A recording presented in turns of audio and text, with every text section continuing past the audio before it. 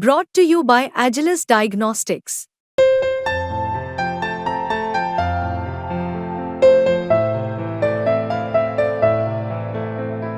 Agilus Diagnostics. तो आदाब, नमस्कार, गुड इवनिंग, सत श्रीकाल। एक बार फिर आप तमाम लोगों का स्वागत है क्राइम तक की कहानी की इस एपिसोड में। उम्मीद है पूरी फैमिली अच्छी होगी, अपना और अपनों का ख्याल रख रही होगी। क्या आने वाले वक्त में मेडिकल साइंस इतनी तरक्की कर लेगा कि मुर्दों को जिंदा कर दे?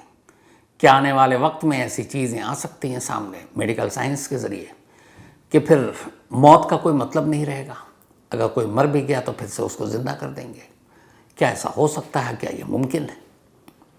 आप कहेंगे ये कैसी बातें हैं, ज़िंदगी और मौत सब ऊपर वाले के हाथ में है, तो फिर इंसानों की क्या बिसात कि एक बार किसी की मौत हो जाए और फिर उसे ज़िंदा कर दिया जाए। लेकिन आप यकीन नहीं करेंगे जो आज मैं आपको कहानी सुनाने जा रहा हूँ। इस पूरी दुनिया में लगभग 600 ऐसी फैमिली है जिन्होंने किसी अपने की डेड बॉडी यानी लाश को एक ख़ास कंपनी को सौंप दिया है और कहा कि इस बॉडी की आप हिफाजत कीजिए, इसको आप प्रिजर्व करके रखिए। क्यों? क्योंकि उन्हें यकीन है कि एक रोज़ वो दोबारा ज़िंदा होंगी। अब ये कहानियाँ आपको लगेगी फिजूल है, ऐसा कौन कर सकता है? सिर्फ 2-3 एग्जाम्पल आपको देता हूँ, उसके बाद पूरी कहानी एक हैरान करने वाली कहानी है। बात 2018 की है। कोलकाता में एक फैमिली रहा करता था, सुब्रत मजुमदार। सुब्रत मजुमदार की माँ बीमार थी और एक रोज़ उनकी मौत हो गई। माँ की मौत के बाद सुब्रत सदमे में थे और वो अपनी माँ से बहुत प्यार करते थे। उन्हें उम्मीद थी कि उनकी माँ एक रोज़ ज़रूर ज़िंदा होगी और इसी यकीन के साथ कि माँ एक बार फिर से ज़िंदा होगी, सुब्रत ने यह फैसला किया कि वो अपनी माँ का अंतिम संस्कार नहीं करेंगे बल्कि उनकी बॉडी को प्रिजर्व करके रखेंगे। और फिर उन्होंने एक कंपनी से बात की और उस कंपनी को अपनी माँ की बॉडी सौंप दी और कहा कि इस बॉडी को आप तब तक हिफाजत से रखेंगे जब तक कि आने वाले वक्त में मेडिकल साइंस इस कदर तरक्की न कर जाए कि वो मुर्दों को ज़िंदा कर दे। 6 साल हो गए। सुब्रत की माँ की लाश एक कंटेनर में हिफाजत से रखी हुई है। अब आप कहेंगे ये क्या है, लेकिन सुब्रत की माँ अकेली नहीं है। इस वक्त पूरी दुनिया में 600 ऐसी फैमिली है जिन्होंने किसी न किसी अपनों की लाश को उसको दफनाने या अंतिम संस्कार करने की बजाय एक कंपनी के हवाले कर दिया और कहा कि आप इस बॉडी को हिफाजत से रखें तब तक जब तक कि मेडिकल साइंस इस काबिल न बन जाए कि मुर्दों को ज़िंदा कर दे। और वो दौर ज़रूर आएगा, चाहे वो 25 साल बाद आए, 50 साल बाद आए या 100 साल बाद आए। उनका यकीन है और ये कंपनी उनको भरोसा दिलाती है कि आने वाले वक्त में मेडिकल साइंस इस कदर तरक्की कर लेगी कि फिर हम मौत पर काबू पा लेंगे। जो इंसान जिसकी मौत हो गई है हम उसे ज़िंदा कर देंगे। लेकिन साथ ही कंपनी ये भी कहती है कि हम ज़िंदा उन्हीं को कर पाएंगे जिनकी लाश, जिनकी डेड बॉडी एक ख़ास जगह पर सुरक्षित रखी हो। वो लोग जिनका अंतिम संस्कार हो गया, जिनको दफना दिया गया, फिर वो कंकाल में तब्दील हो गए, उनको दोबारा ज़िंदगी हम नहीं दे सकते। लेकिन जिनकी पूरी लाश पूरी हिफाजत के साथ एक ख़ास टेम्परेचर में कुछ ख़ास दवाओं के साथ रखी हो तो हम उसे दोबारा ज़िंदा कर देंगे। और वो दौर आएगा जब मेडिकल साइंस मौत पर कामयाबी हासिल करेगी। इसे क्रायोनिक्स टेक्निक कहते हैं और ये कंपनी जो है दुनिया भर में जो मुर्दों को आने वाले वक्त में ज़िंदा करने का दावा करती है, ये उसी क्रायोनिक्स टेक्निक के ज़रिए अपना काम कर रही है। और अब तक दुनिया भर की 600 लाशें, 600 डेड बॉडीज़ इस कंपनी के अलग अलग ब्रांच में हिफाजत से रखी हुई हैं। चाहे वो अमेरिका हो, चाहे रूस हो, चाहे ऑस्ट्रेलिया हो, भारत हो, तमाम देश के बहुत सारे लोग हैं जिन्होंने किसी न किसी अपनों की लाश इस कंपनी के हवाले कर रखी है और उसको हिफाजत से रखा है। अकेले सबसे ज़्यादा अमेरिका और रूस में ही इन 600 डेड बॉडी में से 50% ज़्यादा सिर्फ इन 2 देशों में, अमेरिका में और रूस में। अब सवाल ये है कि आखिर ये क्रायोनिक्स टेक्निक है क्या और लोग ऐसा क्यों कर रहे हैं? क्योंकि सभी को पता है कि हर एक इंसान जो पैदा होता है फिर उसकी मौत होती है, तो फिर मौत के बाद ज़िंदा कैसे कोई कर सकता है? तो ये पूरी कहानी बहुत दिलचस्प है और इस कंपनी की कहानी भी दिलचस्प है और ये क्रायोनिक्स जो तरीका है ये भी बहुत दिलचस्प है। बात है 1965 की, 1965 की। 1965 में एक अमेरिका में लाइफ एक्सटेंशन सोसाइटी बनी। कुछ लोगों ने, कुछ डॉक्टरों ने मिलकर इस सोसाइटी का गठन किया और उसका नाम रखा लाइफ एक्सटेंशन सोसाइटी। और इस सोसाइटी ने यह दावा किया कि हम मौत के बाद की ज़िंदगी पर काम कर रहे हैं। इस सोसाइटी ने ये कहा कि आने वाला वक्त इतना बेहतर होगा, इतनी हम तरक्की कर चुके होंगे साइंस एंड टेक्नोलॉजी में, ख़ासतौर पर मेडिकल साइंस में, कि हम मौत पर काबू पा लेंगे। अगर कोई इंसान मर गया हम उसे दोबारा ज़िंदा कर सकते हैं, तो मेडिकल साइंस इस लायक हो चुकी होगी। 1965 में ये लाइफ एक्सटेंशन सोसाइटी बनी। लेकिन अब सवाल ये, सोसाइटी तो बन गई, लेकिन कैसे साबित होगा कि आने वाले 25, 50, 100 साल के बाद लोग ज़िंदा होंगे? तो उन्हें एक अदद लाश की ज़रूरत थी कि एक डेड बॉडी मिल जाए और उसको हम सहेज कर रखेंगे और आने वाले वक्त में जब मेडिकल साइंस इस लायक हो जाएगा तो हम उसमें जान फूंक देंगे।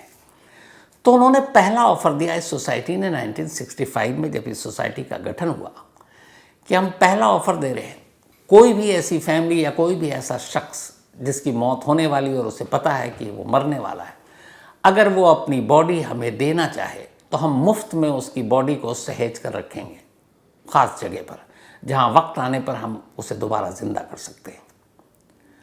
अब ये बड़ी अटपटी मांग थी। कौन अपनी फैमिली का या कौन लोग अपनी बॉडी किसी को यूँ दान कर देंगे कि तुम उसको एक म्यूज़ियम में कहीं उस तरीके से रखो? क्योंकि हर धर्म में, हर रिलीजन में ये माना जाता है कि मौत के बाद की सारी रस्में होती हैं जिससे रूह या आत्मा को शांति मिलती है। तो उसी हिसाब से, अपने अपने धर्म के हिसाब से मौत के बाद की तमाम अंतिम संस्कार की रस्में होती हैं। तो वैसे में कौन आएगा इस सोसाइटी के पास? लेकिन ऐसा हुआ नहीं। एक प्रोफेसर थे, प्रोफेसर बेडफोर्ड। ये अमेरिका के ही प्रोफेसर थे और उस वक्त ये किडनी के कैंसर से जूझ रहे थे और तब ये इलाज उसका मुमकिन नहीं था। तो जेम्स बेडफोर्ड ने जब ये पढ़ा लाइफ एक्सटेंशन सोसाइटी के बारे में कि आने वाले वक्त में साइंस जब तरक्की करेगी तो ये लोगों को ज़िंदा कर सकते हैं, तो उन्होंने इस सोसाइटी को अप्रोच किया और सोसाइटी से कहा कि देखो, मैं एक बीमारी से ग्रसित हूँ और मेरी मौत तय है, तो मैं रिटर्न में देता हूँ कि मौत के बाद मेरी बॉडी को मैं आपके इस जो भी आप करने जा रहे हो उसके लिए सौंप रहा हूँ। सोसाइटी को पहली लाश, और उन्होंने ऑफ़र दिया था कि जो भी अपना हमें देगा हम उससे कोई खर्च नहीं लेंगे, कोई पैसा नहीं लेंगे, क्योंकि बॉडी को प्रिजर्व करने में बरसों खर्च लगता है। जैसे आप किसी स्टोरेज में कोई किराए पे लें या कहीं और, तो आपको रेंट देना होता है, पर उसने कहा हम आपसे कोई रेंट नहीं लेंगे और हम आपकी बॉडी को मुफ्त। लेकिन ये ऑफ़र सिर्फ पहली बॉडी के लिए थी, पहली लाश के लिए। और वो बेडफोर्ड थे प्रोफेसर, जिन्होंने इस पहले ऑफ़र को कबूल किया और अपनी बॉडी को अपनी मर्ज़ी से उन्होंने इस सोसाइटी के हवाले करने का वसीयत कर दी। वसीयत करने के बाद जब उनकी मौत नज़दीक आई तो उससे पहले उन्होंने अपनी सारी प्रॉपर्टी बेचकर, प्रोफेसर ने, और वो सारी जो प्रॉपर्टी बेच के जो पैसे आए वो भी इसी सोसाइटी के नाम दान कर दिया। अब 1967 ये सारी कागजी कार्रवाई करने के 2 साल के बाद प्रोफेसर बेडफोर्ड की मौत हो जाती है।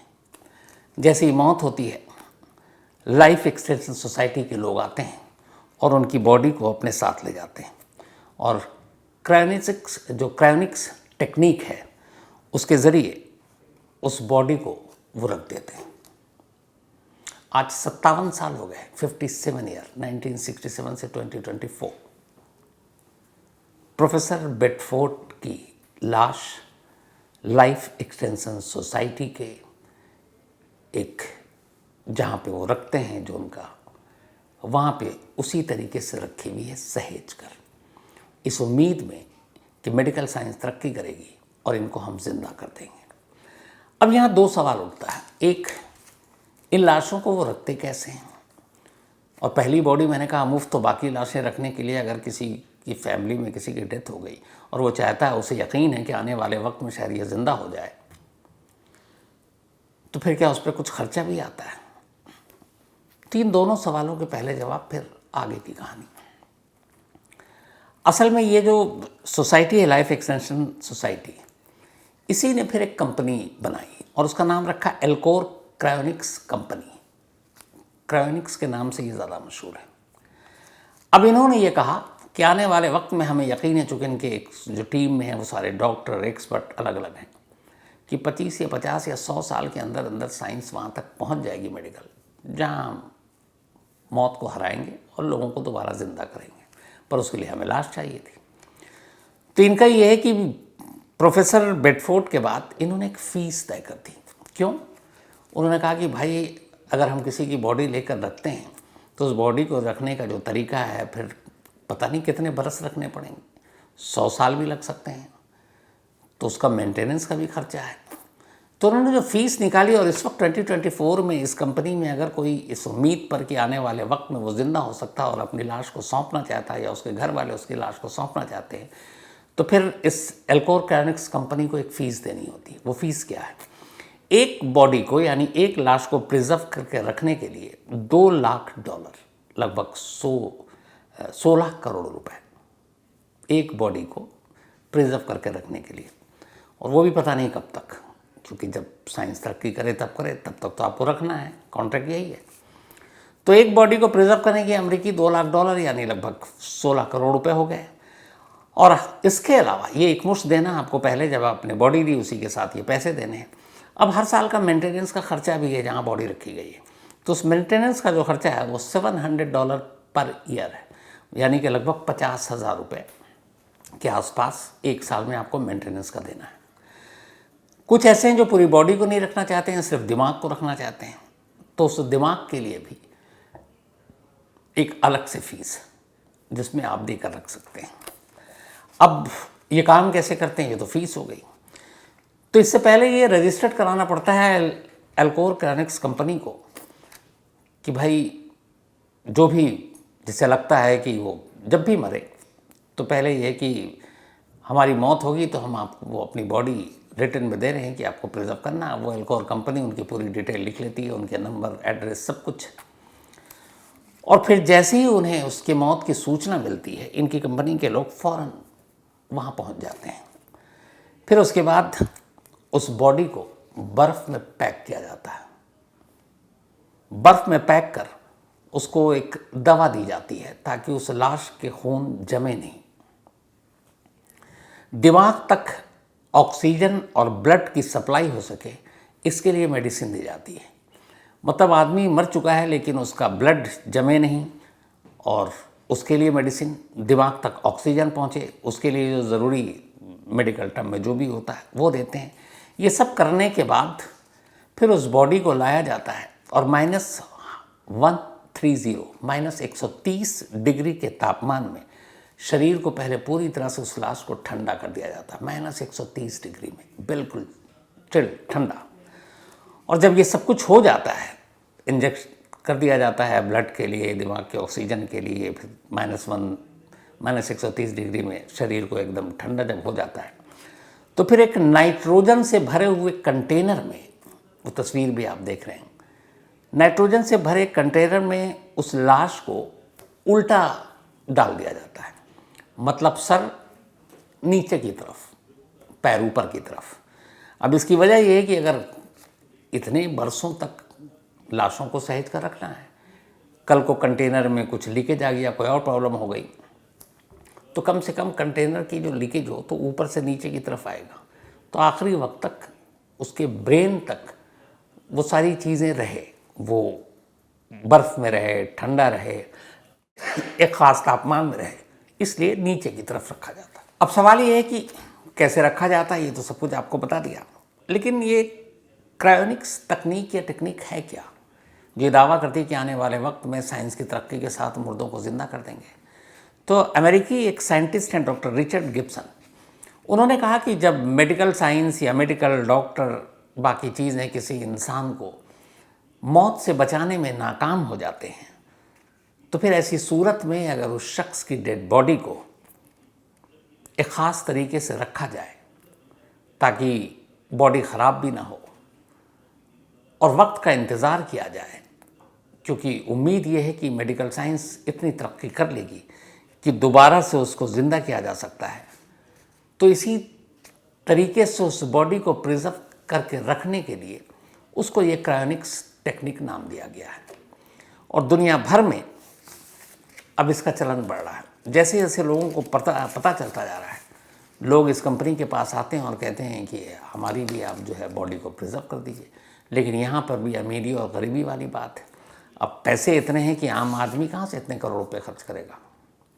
तो जिनके पास पैसे हैं और जिन्हें उम्मीद है कि वो दोबारा ज़िंदा होंगे, वो इस कंपनी की तरफ जाते हैं कि हमारा संस्कार मत करो, हमें दफनाओ मत, हमें जलाओ मत, हमारी बॉडी को सहेज कर रख दो, क्या पता नसीब कल को ज़िंदा हो जाए। 2016 6 अक्टूबर लंदन की बात है। लंदन हाई कोर्ट में एक मुकदमा चल रहा था। एक 14 साल की लड़की थी जिसका नाम है जिजी विशा। तो इस लड़की ने कोर्ट में, लंदन के हाई कोर्ट में ये दलील दी थी कि वो एक ऐसी बीमारी से जूझ रही है जिसमें उसका मरना तय है, और डॉक्टर ने उसे बता रखा तुम कितने दिन जियोगी, तो मैं चाहती हूँ, और उसकी उम्र थी सिर्फ 17 साल। तो उसने कहा मैं सिर्फ 17 साल की हूँ, मैंने ना दुनिया देखी ना कुछ देखी, लेकिन ये बीमारी हो गई और अब मैं मौत के कगार पर हूँ, मर जाऊँगी। मैंने इस क्रायोनिक्स तकनीक के बारे में सुना है और ये लंदन में पहला केस था इस तरह का।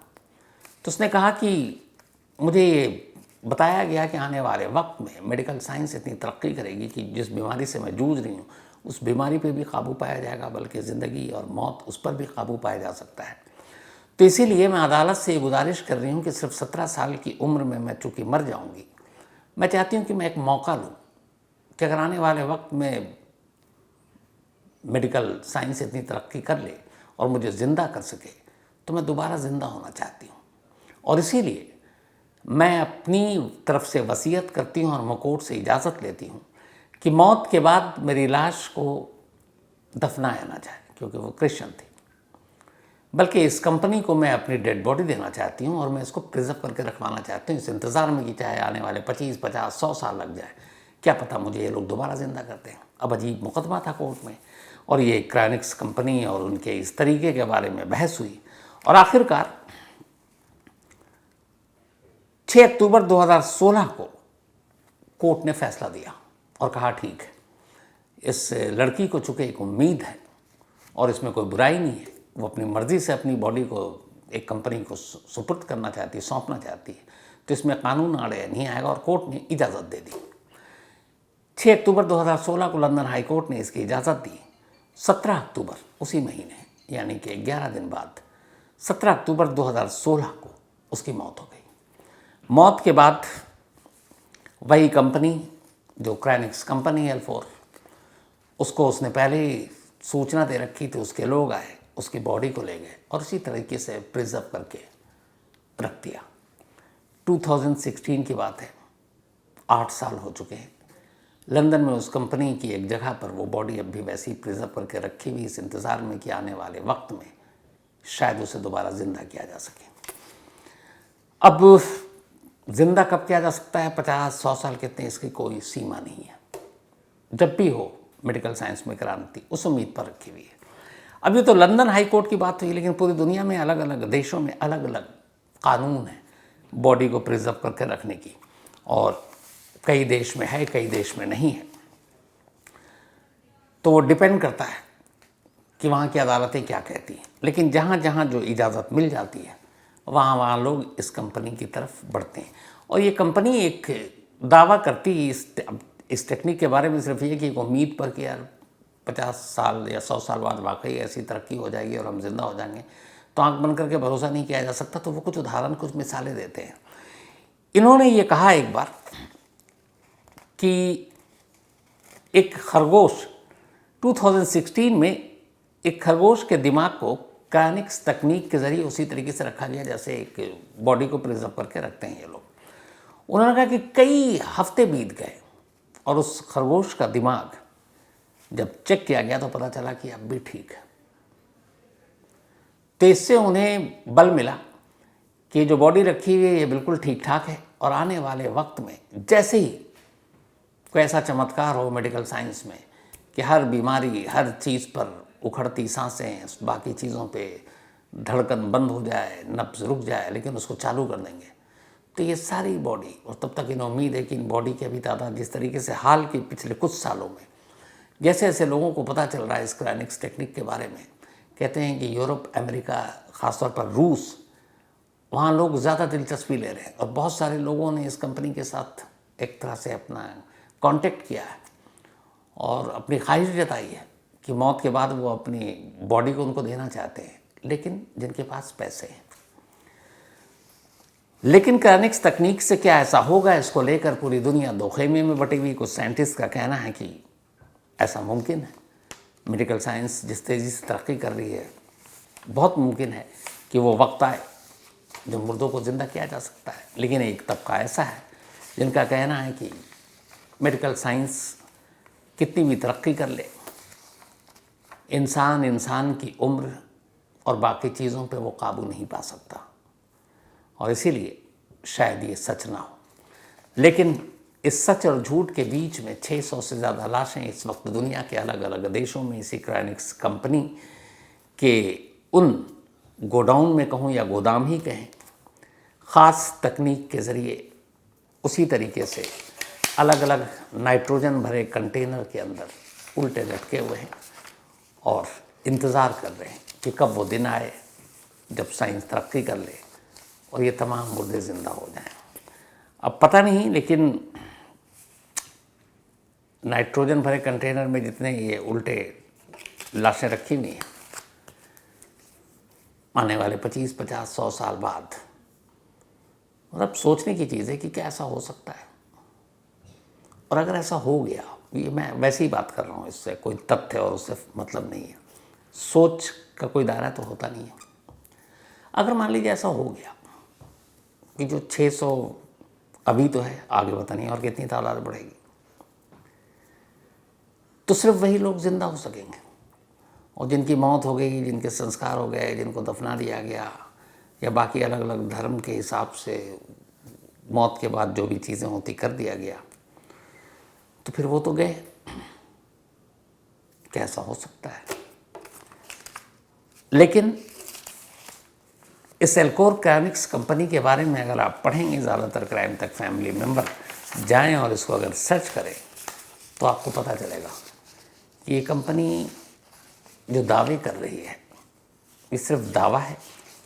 और चूंकि हर शख्स चाहता है कि मौत के बाद फिर ज़िंदा हो, तो क्या वो उसकी ख्वाहिश को एक्सप्लॉइट कर रहा है, उन्हें लालच दे रहा है, या फिर सच में ऐसा कुछ हो सकता है?